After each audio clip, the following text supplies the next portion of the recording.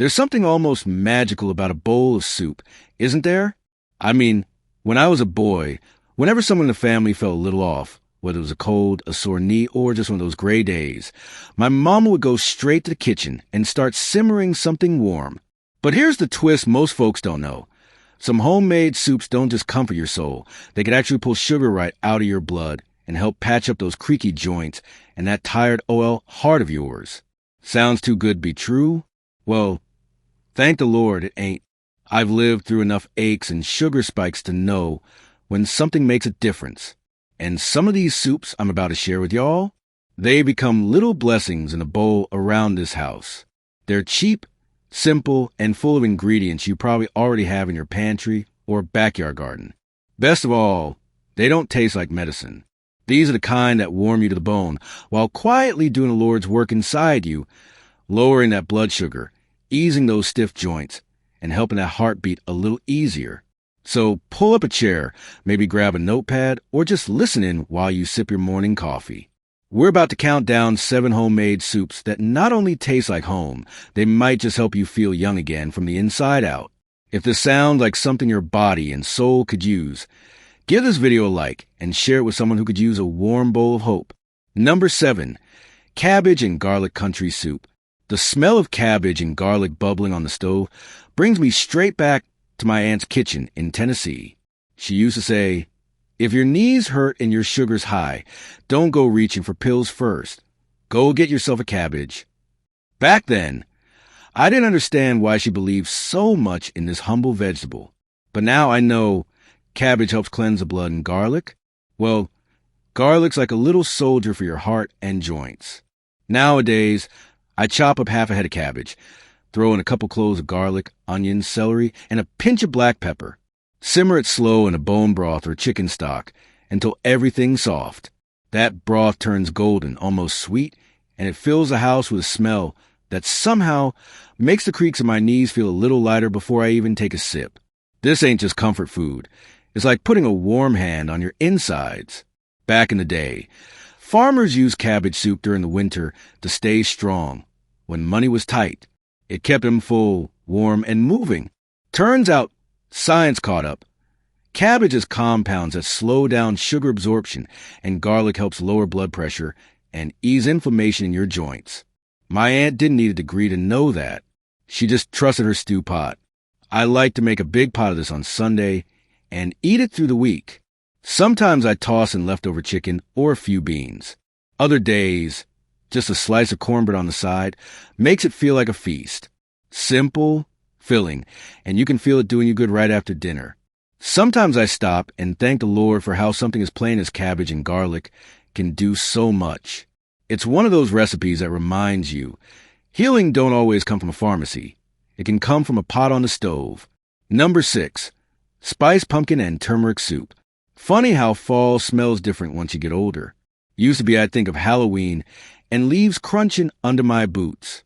Now, I smell pumpkin and think of healing. One of the best soups I've added to my weekly meals is a creamy pumpkin soup with a pinch of turmeric. It tastes like Thanksgiving met a warm hug, and it's got more healing power than folks realize. I roast fresh pumpkin chunks with a little olive oil, then blend into a pot with low-sodium chicken broth, onions, a dash of ginger, and just a sprinkle of turmeric and cinnamon. That turmeric turns everything golden, and the cinnamon? Well, it's like the Lord gave us flavor and medicine in the same spoon. Turmeric helps ease joint pain, and cinnamon helps the body handle sugar without letting it spike. Back when we were young, pumpkin pies were the star. But turns out, when you leave out the sugar and turn pumpkin into soup, you got something that can protect your blood vessels and slow down sugar in your bloodstream. And the fiber in pumpkin? That stuff works like a sponge, soaking up sugar before it can cause trouble. My daughter makes it fancy sometimes, drizzles a little Greek yogurt on top, or adds roasted seeds. Me? I just like it hot and smooth with a slice of rye toast. It fills you up without making you sleepy, and somehow my fingers don't ache as much the next morning. Pumpkin ain't just for pies and porch decorations. I thank the Lord every time I make this soup that He gave us healing wrapped in orange and gold. Number 5, spicy black bean and cilantro soup. If you've ever had real black bean soup down in Texas or across the border in Mexico, you know it ain't just a meal, it's an experience. The way the spices wake you up, the creamy beans fill your belly, and the fresh cilantro cools it all down. It's like a whole story in a bowl. But here's the kicker. Black beans are one of the best foods to trap sugar in your gut and slow it down before it ever hits your blood. I like to soak my beans overnight like my mama taught me. Helps them cook easier and digest better. Then I simmer them with garlic, onion, cumin, and just enough jalapeno to remind you you're alive. Toward the end, I throw in fresh chopped cilantro and a squeeze of lime. That little zing at the end makes your whole body perk up. It's spicy, yes, but it's also gentle on your system in the best ways. Historically, beans have been survival food. Poor folks ate them not just because they were cheap, but because they kept you going. Turns out, science says they also regulate blood sugar, lower cholesterol, and feed the good bugs in your belly. No fancy packaging, no commercials. Just nature doing its quiet work. Sometimes I mash the beans a little to thicken the soup, especially on cold nights. A dollop of plain yogurt on top cuts the heat, and suddenly you got a meal that feels like a fiesta and a healing tonic all in one. My knees always feel less cranky the next day.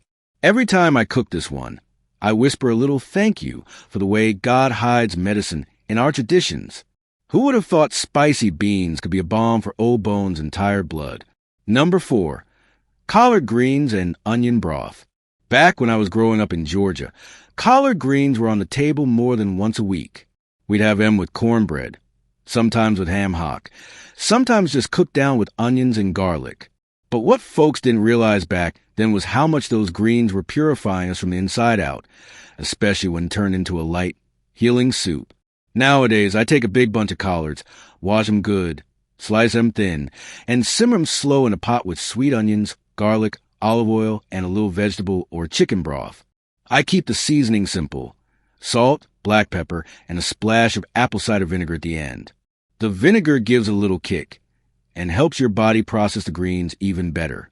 And let me tell you, after a bowl of this, I don't feel heavy. I feel clean, like my blood's flowing smoother. Turns out, collard greens are packed with fiber and antioxidants that help your liver clear out sugar and waste. And onions, they're like nature's plumber, keeping those blood vessels open and relaxed. The combo makes this one of the best soups for folks worried about high sugar or high blood pressure. Sometimes I sip a cup of this broth mid-morning, like tea. Other days, I have a big bowl for supper with a slice of toast. It doesn't feel like much at first, but the next morning, my fingers move easier, my blood sugar stays steady, and I sleep better too. It's gentle, but it works. I never thought I'd be sipping green broth like some fancy health guru, but now I see it was in my roots all along. Thank the Lord for old food wisdom. We just had to remember it. Number 3, creamy carrot and ginger soup. The first time I tasted carrot and ginger soup, I thought I was at some fancy restaurant up north. But the truth is, once I made it at home with a southern touch, it became one of my go-to-feel-better meals. Sweet, warm, and just a little spicy. This soup tastes like something your grandma might have made if she had a blender and a fresh knob of ginger on hand. I start by sautéing chopped carrots, onions, and garlic in a bit of olive oil until they soften and start to smell real sweet. Then I add a few slices of fresh ginger, just enough to tickle the nose, and pour in low-sodium vegetable broth. After everything's tender, I blend it smooth and stir in a splash of coconut milk for creaminess. That's it. No sugar, no flour, just real healing ingredients. Carrots have a natural sweetness that doesn't spike your sugar like folks fear. In fact, the fiber helps slow sugar absorption. It's like putting a gentle brake on your bloodstream. Ginger, on the other hand, is famous for fighting inflammation. That means less swelling in your joints, and sometimes even less stiffness in your hands when you wake up. This soup goes down smooth and warm, especially when the weather turns chilly. I like to sprinkle a little nutmeg on top for comfort. And sometimes, when I'm feeling fancy, I swirl a little yogurt right in the middle of the bowl. Feels like a treat, but it's doing real work inside. I used to think soup had to be heavy to be healing, but this one proves the opposite. It's light, gentle, and full of power. Makes me grateful for every simple thing God grew in the ground just for us. Number 2, salmon and dill healing chowder. The smell of fish chowder.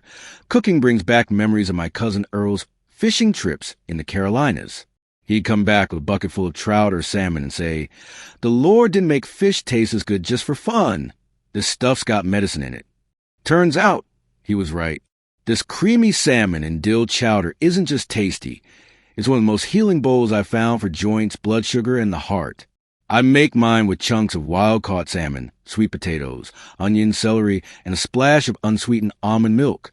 I season it with garlic, black pepper, a touch of lemon juice, and fresh dill, just enough to brighten the whole pot. The salmon brings in those omega-3 fats that help your joints feel looser and your blood flow smoother. And sweet potatoes? They give the soup body and a gentle sweetness without raising your sugar. Back in the old days, coastal folks used to eat fish soup to stay strong during winter and storm season. They didn't call it anti-inflammatory, but that's what it was. These days, doctors finally caught on to what fishermen always knew. Fish can help lower cholesterol, protect the heart, and even ease the pain in your knees.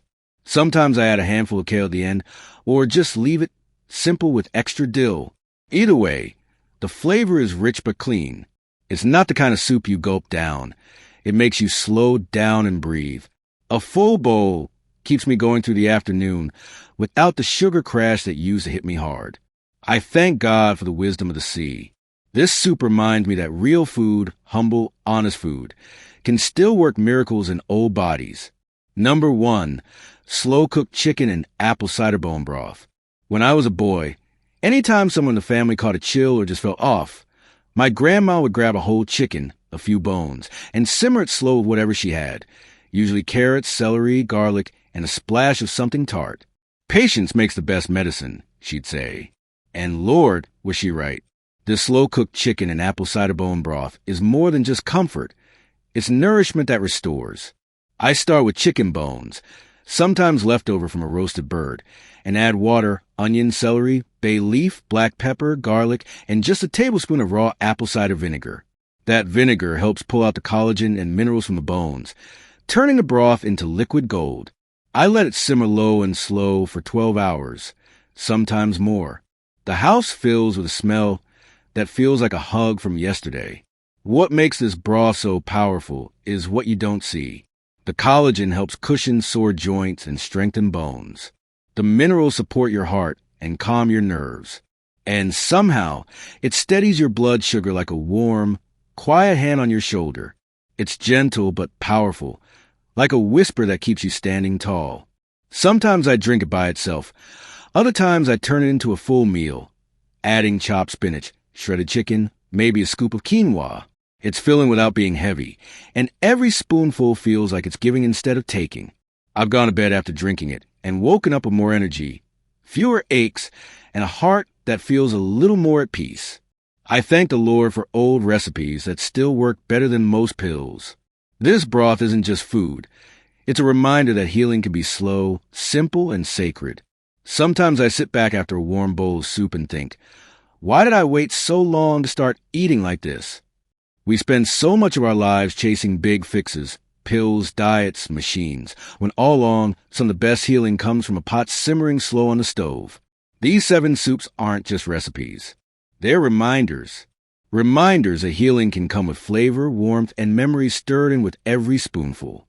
If you've been struggling with high blood sugar, sore joints, or a heart that just feels tired, don't give up. It's never too late to turn things around, even in small, delicious ways. One soup a week, one change at a time. Your body notices, your heart feels it, and your spirit lifts. That's grace in motion. I know life gets busy. Maybe your hands don't chop like they used to, or the grocery list feels a little too long. But even if you start with just one of these soups, maybe the cabbage and garlic or the creamy carrot, you'll start to feel the difference.